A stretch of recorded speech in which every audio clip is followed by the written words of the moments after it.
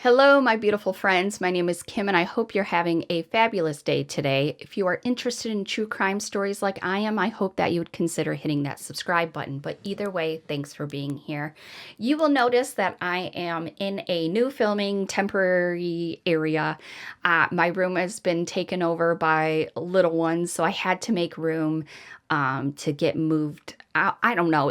Everything's up in a limbo right now. If you've seen a community comment from me about that, I have temporary custody of my two younger grandkids, so they are now with me, which is very exciting, but it's kind of tight right now and trying to figure out daycare and get everything worked out. So anyways, this is my temporary setup as they sleep, and we'll get moved back as time goes on. So just bear with me for a little bit while I work through this transition and figure everything out. I still have a great video for you, so let's get started.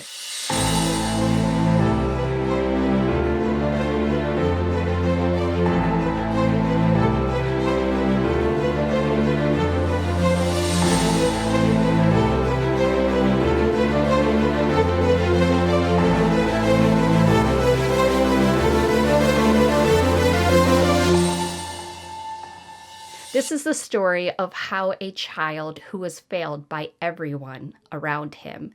Not only was he failed by his parents, but he was also failed by law enforcement, the justice system, and society itself.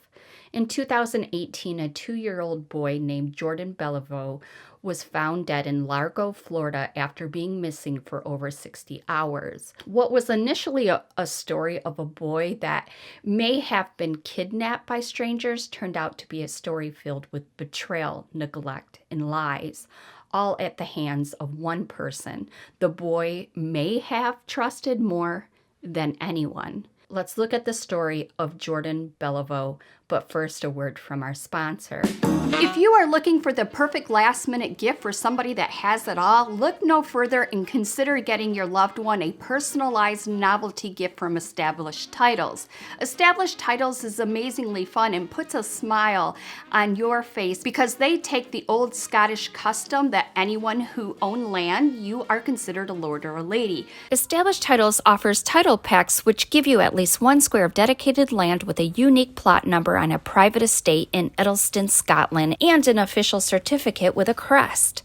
It's a fun and novel way to preserve the natural woodlands of Scotland while helping global reforestation efforts. Unfortunately, you cannot go over to Scotland and rule the country, but what is better than that is that you will put smiles on people's face and laughter in the air with this novelty gift. You can put Lord or Lady on your credit cards and plane tickets, even on your dating profile, set yourself apart from the rest. They have options of Lord and Lady as well as couple packages. You and your partner can have adjoining land.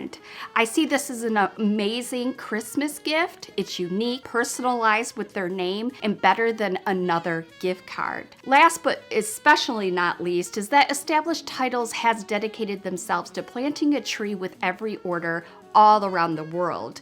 They are partnered with One Tree Planted as well as Trees for the Future. These organizations help the efforts of reforestation. They keep a tally of their donations published for all to see. You can feel good that your purchase is helping the environment. Right now, Established Titles is running their Christmas sale, and they are offering 10% off your purchase by clicking my link in the description box below and using my code KIMFLOWER at checkout. The first 200 people purchasing a title pack using my link will effectively be next to my plot. Depending on how many of you want to become a lord or lady, we can build our little Kimberly Flower rock star community. This is the perfect last minute gift. You order a digital certificate and print it out, all within 5 minutes. Established Titles is running a massive holiday sale right now. Plus, if you use my code KIMFLOWER, you can get an additional 10% off. Go to establishedtitles.com/KimFlower to get your gifts now and help support the channel. Thanks to all of you guys for listening. It all starts on September 2nd, 2018, when 21-year-old Charisse Stinson reported her 2-year-old son, Jordan Belliveau, was kidnapped in Largo, Florida. The young mother claimed that the two were walking down a street in Largo late at night when some unidentified man pulled over next to them. They offered to give them a lift, and after some hesitation, Charisse got into the car with her son. She claimed that she got in because her son was heavy. He was too heavy to carry, and so she thought, well, I can't carry him. He's very tired. I'm just going to jump in this car and, get a ride home.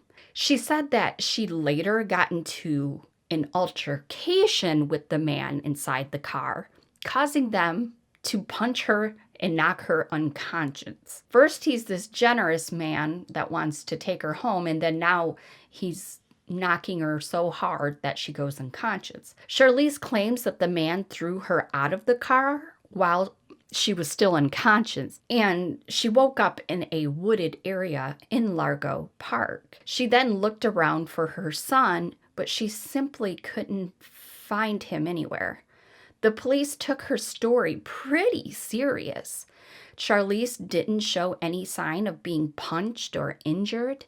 However, her toddler was still missing, and the police pulled no stops trying to find him. They issued an Amber Alert for Jordan and released pictures of him on social media so citizens could call them with any knowledge. The mother said that the primary suspect's name was Antoine, and she gave details about him in a police sketch that looked oddly like her, but anyways. The police later released the sketch and asked everyone with knowledge of the man to alert authorities. Antoine was described as a tall, young black male sporting dreadlocks and gold teeth. In the meantime, there was a citywide search being conducted for the child. The father of Jordan, who was no longer with Charlize, was also involved in the investigation.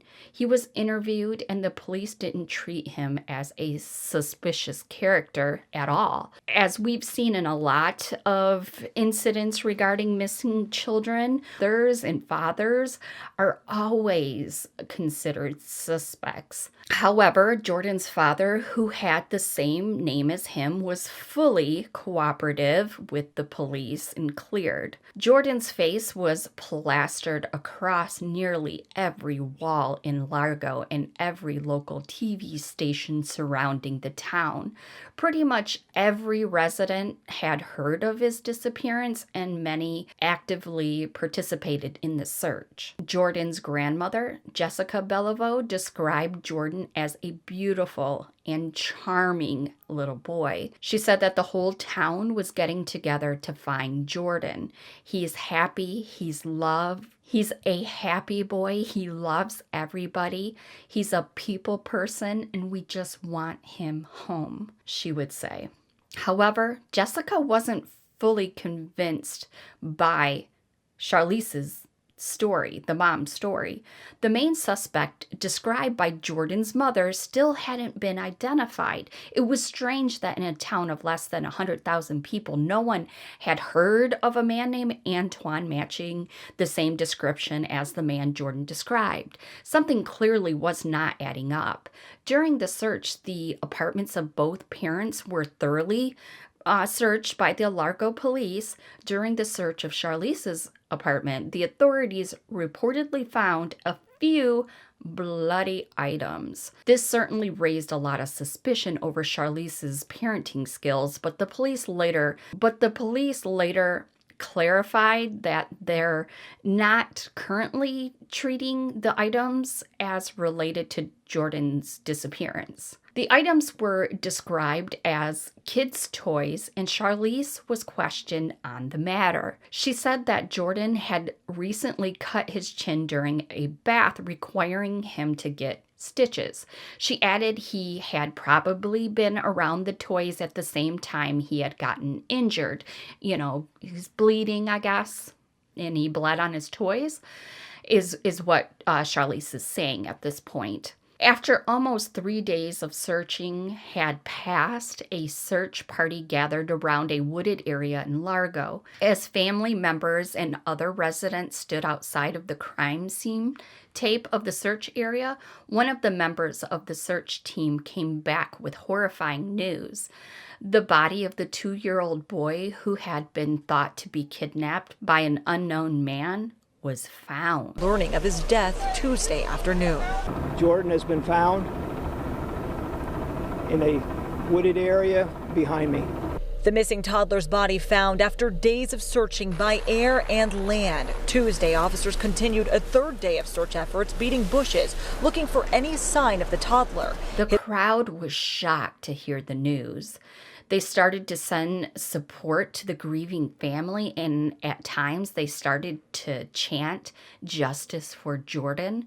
Tributes to the family started to pour in, but one question remained: who did it? Who would ever think of harming this adorable child in such a gruesome way? Well, according to the police, all of the evidence they had found led them to just one suspect. It wasn't Antoine. It wasn't the boy's father. It was Charlize, Jordan's 21-year-old mother. I think I've been calling her Charlize. It's Charisse. I'll put it on the screen. Charisse was arrested by the Largo police shortly after the boy's body was found. This time, they had a lot of questions and were much more aggressive. Charisse had previously said that she was dumped close to the Largo Park area. That was a long way from her house. The boy, on the other hand, was found from walking distance to Charisse's house. There's a map showing where that boy was found, where he was last seen there reportedly, as well as his mother's apartment right in this area here where detectives took evidence from late last night. Why would a kidnapper decide to abduct and murder a child only to dump him close to the house? Surely it can't be a coincidence, right? So at this point, Charisse has been arrested, and they deep dive into Charisse's legal history and some of her past behavior. They found out that Charisse had convictions relating to domestic violence and other crimes as well. More importantly, they found out that Charisse had recently been struggling financially, and she was borrowing money from close friends and family just to pay for food. Charisse also revealed that she was pregnant with another child at the same time of her arrest, and the baby was due in December. The unborn child had the same father as her previous child. In the meantime, an autopsy was conducted on Jordan's body. It revealed some truly gruesome details about how he had died. The cause of death was determined to be blunt force trauma. His body was left to decompose for days inside of a body of water that was about 4 inches deep. He was bleeding beneath his scalp, had a fractured skull, and suffered a brain hemorrhage. Additionally, Jordan also had deep cuts on his legs, knees, and underneath his chin. While we already know about the chin injury, and other injuries were never mentioned by the mother. While the autopsy was still being conducted, more details about the mother's relationship with her son started to emerge. Apparently, Jordan lived in a house under very dangerous conditions back when Charlize was still with his father, Jordan's father. Gang members used to frequent the house, and Jordan was exposed to violence at a very young age. Before Jordan even took his first steps, his father was found shot numerous times outside his house, although he managed to survive. In 2016, child investigators conducted a search of Charisse and Jordan's house. They concluded that Jordan always lived in impending danger. The house was not suitable for a child to live in, and Charisse would have to either find another place to live or move to Alpha House if she wanted to remain with her son Jordan. She couldn't come up with any alternative during her interview with the investigator either, and tried her best to avoid getting into contact with Child Protective Service agencies. Because of this, Jordan was placed into foster care, although Charisse was still allowed to have Jordan from time to time unsupervised. A year later, an incident occurred where Jordan's father got into a physical fight outside of a Burger King. Charisse was holding Jordan at the time, and she also got involved in the fight, causing Jordan to get smacked in the face. Although Jordan didn't suffer any serious injuries during the fight, it still alarmed Child Protective Services. The investigator said that Charisse didn't realize that getting into a fight could potentially harm her child.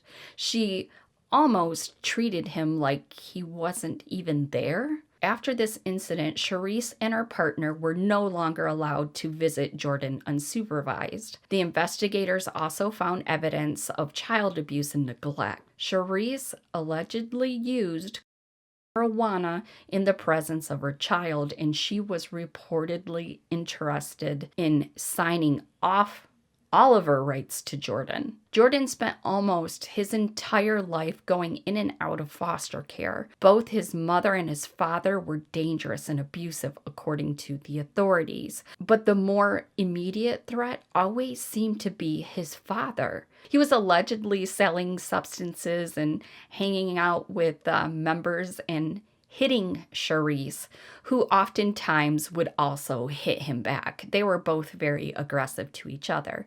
Because of this, the courts eventually determined that the boy's father, not the mother, they allowed Charisse to regain custody of Jordan if she goes through a year-long counseling program. But the heck? A counseling program, really? This program was designed to help parents reunite their children after they were taken away from them. Charisse committed to it in order to regain custody of her child, but rarely did she ever show up. In fact, Charisse missed 7 out of the 11 required visits to her clinician. Despite objections from Jordan's former foster parents, the court never looked at the evidence showing that Charisse had missed most of her visits. In fact, even Jordan's father was given reunification rights to Jordan in June of 2018. Despite the fact that Jordan's parents were shown to be uncooperative in court orders, they were allowed to have him back. Just months later, he was found dead in the woods. While the mother was being questioned by the police, she admitted that she completely made up the kidnapping story. She was pushed further and further into telling the authorities of what really happened, and eventually she admitted that she had struck Jordan out of frustration. She said after hitting him, Jordan fell off the bed, causing him to get the cut on his leg.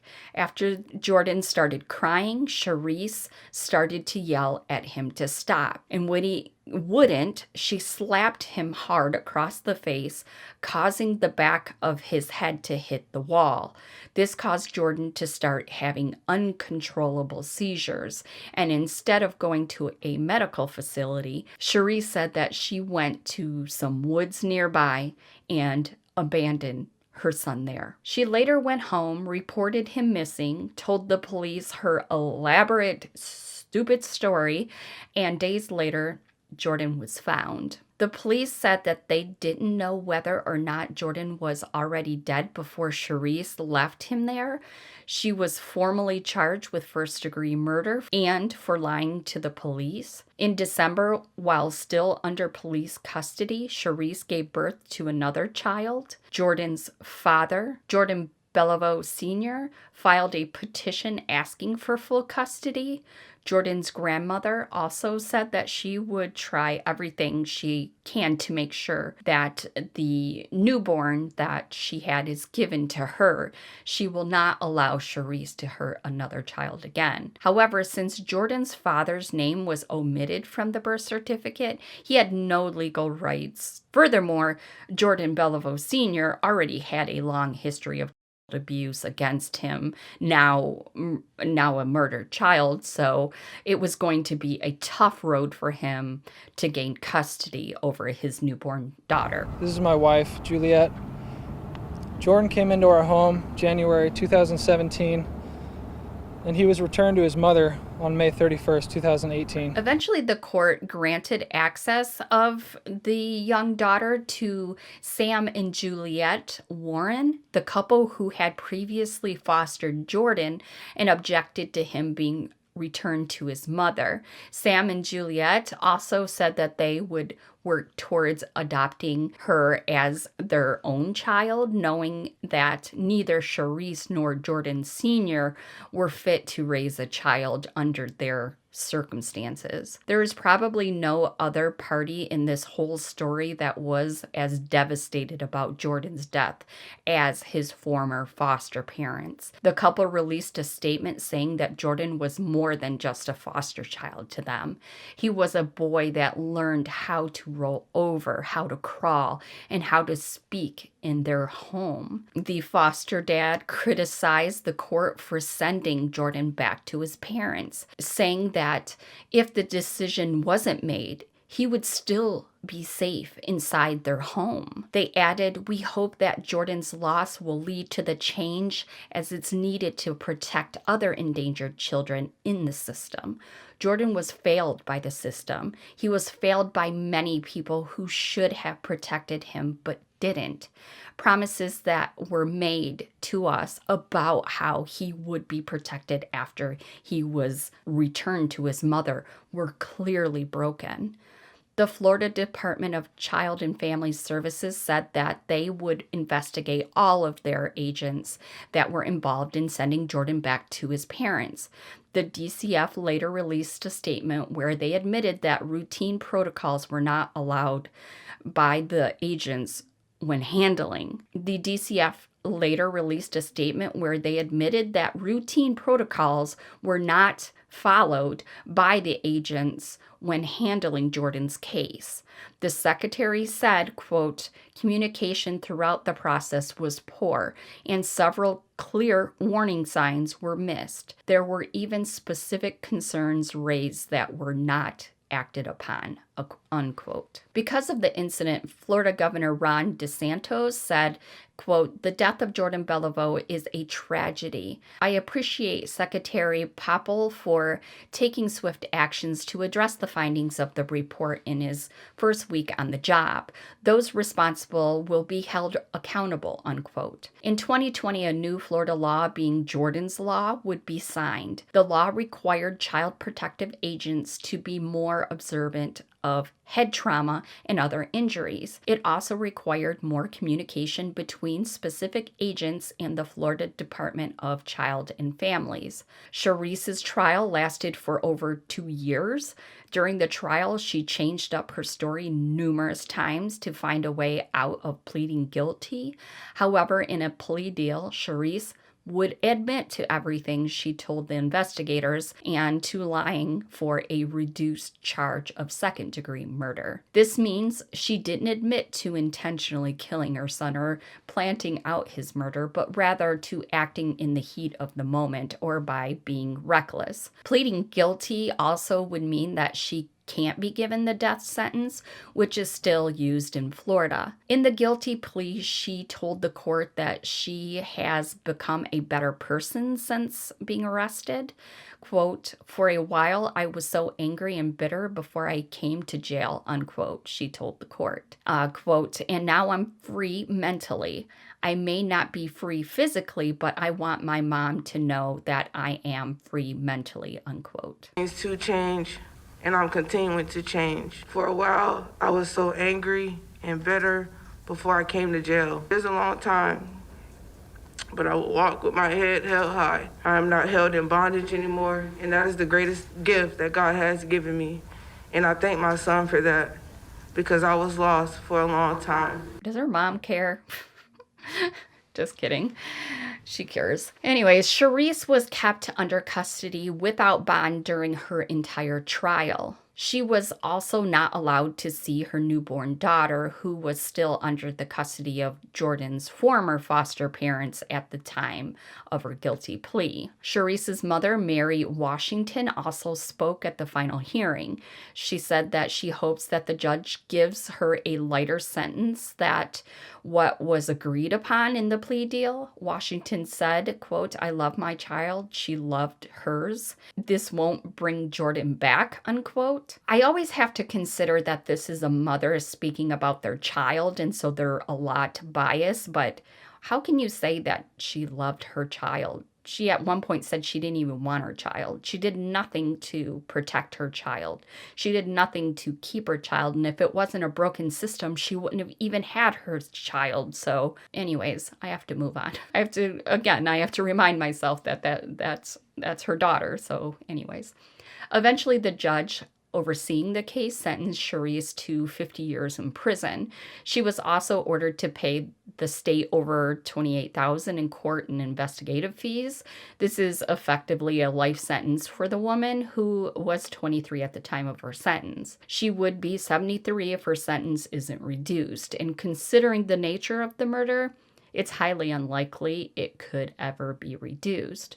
Shortly after the sentencing, Jordan's grandmother filed a lawsuit against 2 child welfare agencies that failed to protect her grandson. In the lawsuit, she claimed that the welfare agencies failed to protect Jordan from the threat that was her mother, and what? She loved her child, and now she's suing, saying that they should have protected her against. Anyways, okay, Jordan from the threat that was his mother. And if it weren't for them, Jordan would be still alive. The boy's father was not present at the sentencing. He said that he wasn't strong enough to see the woman responsible for his son's death in that person again. He said he would have been an emotional mess and only lets himself cry in the shower. I wish I could only cry in the shower. I'm a mess. Anyways, overall, it's clear to see that Jordan was practically failed by everyone that was supposed to protect him. Both of his parents failed him early on. His father was abusive towards everyone around him and constantly put Jordan in danger. His mother was equally abusive and negligent. Even though she was given constant chances to change her behavior and simply protect her son, she failed. Most mothers would have done anything. They wouldn't have their children taken away, period, but they'd do anything. And they would die for another chance to reunite with their child. Sharice was given that chance by a stroke of luck, even when she ignored court orders. Her child wasn't taken away from her again. At the same time, the authorities responsible for reuniting Jordan was his parents were arguably equally as guilty. They were simply too many indications that his household was dysfunctional in almost every way. Even after seeing how Sharice was lying her way through interviews, violating court orders, and not taking care of her son, she was given Jordan back again and again. That's the tragic thing about this whole incident. None of this had to happen. It did not need to happen at all. At the end of the day, Sharice wasn't a bloodthirsty killer either. She was just a hopefully negligent as a mother that eventually something horrible and irreversible would have happened, and it did. Now Sharice is going to have to spend the rest of her life in jail knowing that she's responsible for her son's death. Numerous lives have been destroyed because of this, and all we can do is hope that it does not happen again. Spread awareness and keep talking about it. But I would love to know your thoughts. Let's leave a green heart for Jordan and his family. It saddens me that Jordan was let down by so many. Thanks to all my channel members and Patreons who continue to support me. Their names are on the screen. If you would like early access to new videos and decide the cases to cover next, you can do so by clicking the join button from your desktop, or there is a video in the description box on how to do it from your phone. Well, if you guys have made it to the end, you guys are rock stars. yours, and I love you to death. There are more true crime videos in my Crimey Cases playlist if you'd like to check them out. Stay safe, my loves, and remember, if you see something, say something, and I'll see you in my next one. Bye.